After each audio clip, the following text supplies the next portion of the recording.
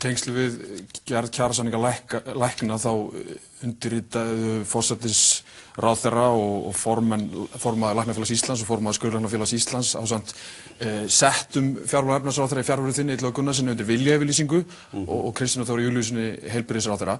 Þar í 7. lið yfirlýsingarinnar talað að opna ég fyrir fjölbreytt rekstrarform í heilbrigðiskerfinu. Það nú þannig að fjórðungur heilbrigðiskerfisins rekinn af einkaaðilum, heilsugæslustöðvar eru teknar með, eru áform uppi það að auka vægi einkarekstrar í heilbrigðiskerfinu, eins og sumir hafa áhyggjur af eftir að þessi yfirlýsing var gefin út? Við erum með tiltölulega lágt hlutfall einkarekstrar á Íslandi þegar borið saman við Svíþjóð. Við erum í heilsugæslunni með allt annað fyrirkomulag heldur en á við til dæmis í Danmörku. Með þessu í raun og veru ekki verið að segja annað í þessari yfirlýsingu en það að við ætlum áfram að leitast við að tryggja hámarksnýtingu á því fé sem við setjum í heilbrigðiskerfið.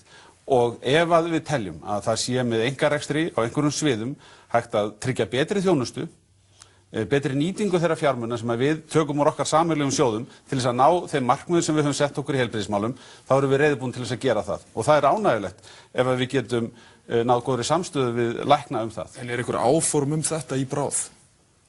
Já, þetta eru viðvarandi verkefni og jú, ég tel að í heilbrigðisráðuneytinu sé einmitt verið að skoða leiðir til þess að við getum án þess að það stór aukist leið útgjöldin fundið aðferðir til þess að bæta áfram þjónustuna. Og í mínum huga alveg augljóst að í heilbrigðiskerfinu verður áfram og þú bentir á að við erum nú þegar komið með allnokkra þátttöku einkaaðila. Það verður áfram þörf fyrir slíkt og við getum notið góðs af því.